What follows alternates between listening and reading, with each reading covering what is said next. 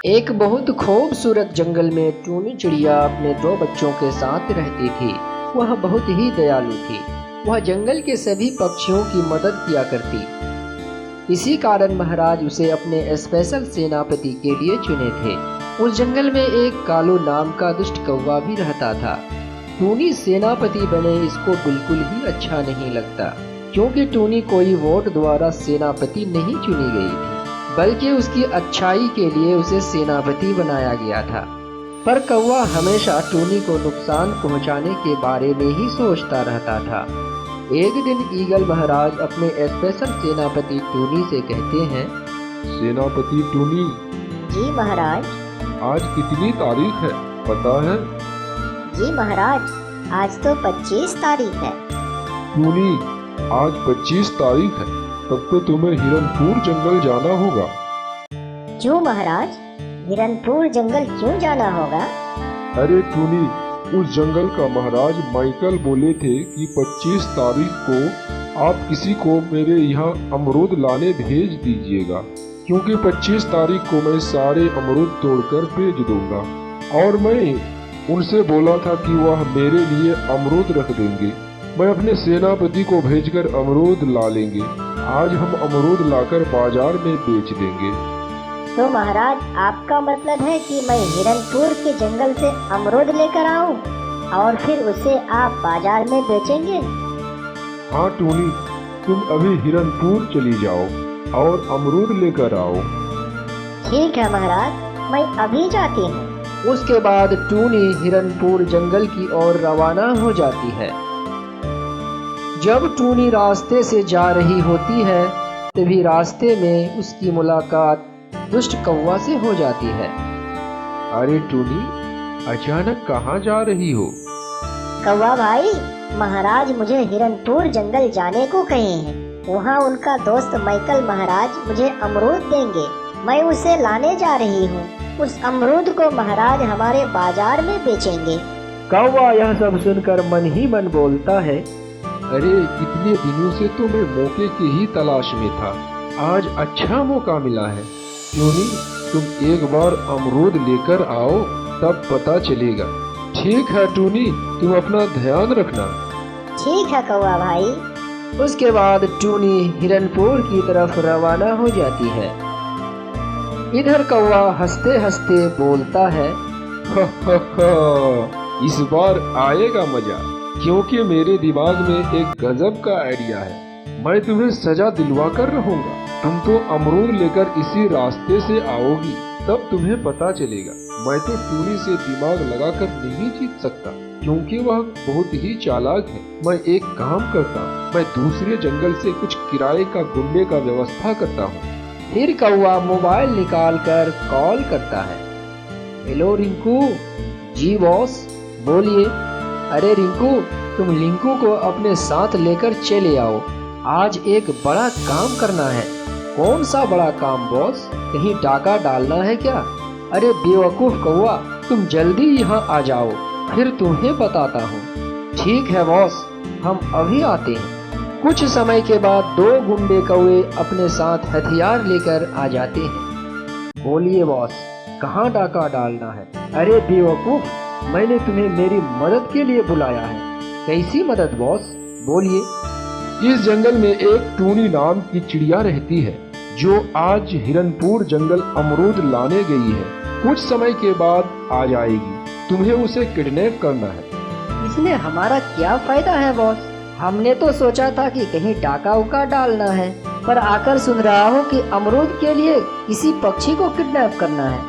अरे बेवकूफ, ये टूनी मेरा बहुत पुराना दुश्मन है। इसके कारण मैं इस जंगल में सेनापति नहीं बन पाया। सभी मिलकर उसको सेनापति बनाए हैं। इसलिए आज टूनी को अमरूद के साथ अपने अड्डे पर बंद कर रखेंगे। फिर तुम सब देखना क्या होगा। ठीक है बॉस, जब आपका यही आदेश है तो हम करने के लिए तैयार हैं। अरे लगता है कोई गाड़ी आ रही है। तभी सब देखते हैं कि एक गाड़ी में कोई अमरूद ला रहे हैं। अरे यह तो टूनी है। तुम दोनों हथियार लेकर उसकी गाड़ी को रोको। ठीक है बॉस, आप बिल्कुल टेंशन ना लें, हम अभी उसे रोकते हैं। फिर टूनी दोनों गुंडे को देखकर उसके पास आकर गाड़ी रोक देती है। अरे ये क्या, तुम सब कौन हो?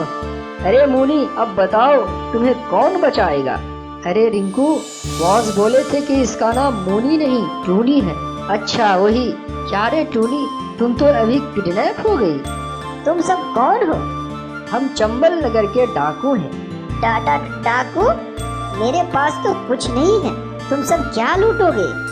टूनी, जो तुम अमरूद लाई हो उसके साथ तुमको किडनैप करेंगे। बॉस आप कहाँ हैं? बाहर आए, हम टूनी को रोक रखे हैं। तभी कौवा वहाँ आ जाता है। तब टूनी उसे देखकर चौंक जाती है। हा हा हा, मैं बनूंगा इस जंगल का नया सेनापति। तुम तो किडनैप हो चुकी हो, तुम अब यहाँ से नहीं जा सकती। अरे कौवा भाई, आप क्या बोल रहे हैं? मुझे तो कुछ समझ में नहीं आ रहा है। मुझे बहुत ही इच्छा था कि मैं महाराज का स्पेशल सेनापति बनूं। मैं जंगल के सभी पक्षियों का नुकसान करता हूँ, सबको तकलीफ देता हूँ, इसलिए महाराज मुझे सेनापति नहीं बनाए हैं। तुम बहुत ही दयालु हो, तुम सबकी मदद करती हो, इसलिए महाराज तुमको स्पेशल सेनापति बनाए हैं। तभी से मैं तुम्हारा सबसे बड़ा दुश्मन बन गया हूँ। तुम आज अकेली मिल गई हो। हम तुमको अमरूद के साथ अपने अड्डे पर ले जाएंगे। क्या बोल रहे हैं कौवा भाई? ऐसा करके आपको क्या फायदा होगा? मैं तुमको अपने अड्डे पर ले जाकर बांध कर रखूंगा। राजमहल जाकर महाराज से कहूंगा कि तुम मुझसे कहे हो कि मैं अमरूद लेकर राजमहल नहीं आऊंगी, मैं इसे कहीं जाकर बेच दूंगी। तब महाराज सेनापति को तुम्हें ढूंढने का आदेश देंगे। तुम्हें पूरे जंगल में ढूंढेंगे पर तुम कहीं नहीं मिलोगी। तब महाराज सोचेंगे कि अब टूनी कभी नहीं आएगी। फिर मैं तुम्हारी जगह स्पेशल सेनापति बन जाऊंगा। क्या बोल रहे हो कौवा भाई? दया करके ऐसा ना करो। मेरे घर पर मेरे 2 छोटे छोटे बच्चे हैं, उसका क्या होगा? हा हा हा, तुम्हारे वही 2 बच्चे मेरे स्पेशल सेनापति बनने का जरिया बनेगा। Rinku, yes boss. टूनी को अमरूद के साथ यहाँ से लेकर जाओ और उसे अड्डे पर बांध कर रखना। Yes boss. और याद रहे, टूनी किसी हाल में छूटना नहीं चाहिए, यह बहुत चालाक है। आप चिंता ना करें बॉस, टूनी हमसे नहीं छूट सकती। उसके बाद रिंकू और लिंकू टूनी को गाड़ी के साथ अपने अड्डे की ओर लेकर जाने लगता है और कौवा राजमहल की ओर चल देता है और इधर टूनी को अड्डे पर लाकर बांध देता है। इधर कौवा राजमहल आकर बोलता है, महाराज, आपका स्पेशल सेनापति हिरनपुर अमरूद लाने गई है क्या? हाँ कौवा, पर तुमको कैसे पता चला? सुबह टूनी जब अमरूद लाने जा रही थी तब वह मुझसे कह रही थी कि वह अमरूद लाकर कहीं भाग जाएगी, वह कभी राजमहल नहीं आएगी। तुम ये सब क्या अनाप शनाप बोल रहे हो कौवा? जी महाराज, मैं सच बोल रहा हूँ। टूनी मुझसे कही है कि महाराज मुझ पर बहुत विश्वास करते हैं। मैं एक मौके का इंतजार कर रहा था, आज मुझे वह मौका मिल गया है। आज महाराज मुझे अमरूद लाने भेजे हैं। वह कह रहे थे कि यह अमरूद बाजार में बेचेंगे, पर मैं तो कभी इस जंगल में नहीं आऊंगी। मैं किसी दूसरे जंगल जाकर अपना घर बनाकर रहूंगी और इसे बेचकर बहुत सारे पैसे कमाऊंगी। अरे कौवा, मुझे तुम पर विश्वास नहीं हो रहा है। टूनी ऐसा कर ही नहीं सकती। अमरूद लेकर वह भाग जाएगी, ये बात तुम्हें कभी नहीं बोलेगी। मुझे यह कभी विश्वास नहीं होगा। वह बहुत अच्छी है, इसलिए सब मिलकर उसे सेनापति बनाए हैं और तुम बोल रहे हो कि वह अमरूद लेकर भाग जाएगी। महाराज, टूनी तो मुझसे यही कह कर गई, जो सच है मैंने आपको बता दिया। रुको, मैं अभी हिरनपुर के माइकल महाराज को फोन करता हूँ, देखते हैं कि वह क्या बोलते हैं। हेलो माइकल दोस्त। जी दोस्त, टूनी को अमरूद देकर कब भेज रहे हो? अरे दोस्त, क्या बोल रहे हैं? टूनी तो सुबह ही एक गाड़ी लाई थी, उसे अमरूद से भरकर सुबह ही चली गई। आप क्या बोल रहे हैं? पर टूनी अभी तक राजमहल क्यों नहीं आई? सुन लिए महाराज, मैं बोला था ना कि टूनी अब कभी इस जंगल में नहीं आएगी। वह अमरूद लेकर दूसरे जंगल चली गई है। पर टूनी के तो 2 छोटे छोटे बच्चे हैं, वह उसे छोड़कर कैसे भाग सकती है? मुझे लगता है टूनी रास्ते में कोई विपत्ति में पड़ गई है। सेनापति, आप सब देखें कि टूनी कहाँ है।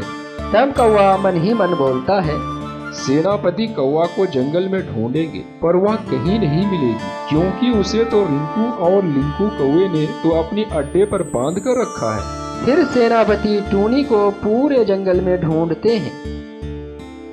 पूरे जंगल में ढूंढने के बाद सेनापति को टूनी कहीं नहीं मिलती। जब वह ढूंढ कर नहीं मिली तब सेनापति राजमहल को लौट जाते हैं। कुछ समय के बाद सेनापति राजमहल पहुंच जाते हैं। महाराज, मैंने टूनी को पूरे जंगल में ढूंढा पर वह कहीं नहीं मिली। सुन लिए महाराज, टूनी अब कभी वापस नहीं आएगी, वह भाग गई है। चुप कर कौवे, मेरा मन कह रहा है कि टूनी कल आ जाएगी और मेरा मन कह रहा है कि टूनी अब कभी नहीं आएगी। महाराज, मैं अब जा रहा हूँ, कल सुबह फिर आऊँगा। उसके बाद कौवा अपना घर वापस चला जाता है और इधर टूनी के 2 बच्चे अपनी मम्मा का इंतजार करता है। अब तो रात हो गई पर मम्मा अभी तक क्यों नहीं आई? हो सकता है कि मम्मा को आज ज्यादा काम हो इसलिए लेट हो गया है। अब हम दोनों सो जाते हैं। फिर दोनों बच्चे सो जाते हैं और इधर राजमहल में महाराज टूनी का इंतजार करते हैं कि टूनी अभी तक अमरूद लेकर क्यों नहीं आई। महाराज को तो पता नहीं था कि टूनी अब कैसे राजमहल आएगी। उसे तो रिंकू और लिंकू कौवे ने बांध कर रखा था। फिर सुबह होते ही कौवा राजमहल आ जाता है।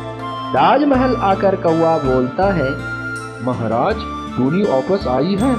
नहीं, अभी तक तो नहीं आई। मैंने कहा था ना कि टूनी सबको धोखा देकर भाग गई है। अब क्या किया जाए कौवा? महाराज, आप सभी पक्षियों को यहाँ बुलाएं। क्यों कौवा, सब यहाँ क्यों आएगा? महाराज, सच्चाई सबके सामने आनी चाहिए, सबको पता चलना चाहिए, नहीं तो सब पक्षी सोचेंगे कि टूनी कुछ समय के बाद जंगल के सभी पक्षी राजमहल पहुँच जाते हैं। जब सब राजमहल पहुँच जाते हैं तब महाराज बोलते हैं, पक्षियों सुनो, मैंने टूनी चिड़िया को हिरनपुर जंगल से अमरूद लाने के लिए कहा था, पर वह कल सुबह ही अमरूद से भरी गाड़ी लेकर वहाँ से निकली, पर अभी तक राजमहल नहीं पहुँची। वह कल कौवे से कही कि वह अमरूद लेकर फरार हो जाएगी। फिर मैंने विश्वास नहीं किया, पर जब मैंने माइकल महाराज को फोन किया तो उसने कहा कि टूनी सुबह ही अमरूद से भरी गाड़ी लेकर चली गई है, पर टूनी तो अभी तक जंगल वापस नहीं आई। टूनी तो फरार हो गई है। पर महाराज, अब मेरी मम्मा कहाँ है? तभी टूनी के दोनों बच्चे अपनी मम्मा के लिए रोने लगते हैं। तब कौवा मन ही मन बोलता है, अरे यही तो महाराज का दिल जीतने का अच्छा मौका है और नया स्पेशल सेनापति बनने का भी। तब कौवा अपने मन की बात महाराज के सामने बोलते हैं। महाराज, अब तो टूनी वापस नहीं आएगी, उसकी जगह आप मुझे नया स्पेशल सेनापति बना दीजिए। मैं टूनी के दोनों बच्चों का अच्छी तरह से ख्याल रखूंगा। ये तुम क्या बोल रहे हो कौवा? जी महाराज, लगता है अब टूनी इस जंगल में दोबारा वापस नहीं आएगी। अब तो उसके दोनों बच्चे भूखे मर जाएंगे। अगर आप मुझे स्पेशल सेनापति की नौकरी दे देंगे तो मुझे जो सैलरी मिलेगी उसी पैसे से मैं टूनी के दोनों बच्चों का पालन पोषण करूंगा। महाराज, कौवा भाई ठीक बोल रहे हैं। लगता है अब ये सुधर गए हैं।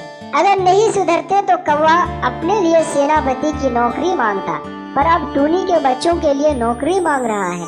ठीक है तोता, जब सब यही सोच रहे हैं कि कौवा अब सुधर गया है और टूनी भी धोखा देकर फरार हो गई है, इसलिए कौवा को आज नया स्पेशल सेनापति बनाऊंगा। तब कौवा मन ही मन खुश होकर बोलता है, हा, इतने दिनों के बाद मेरी बुद्धि काम आई है।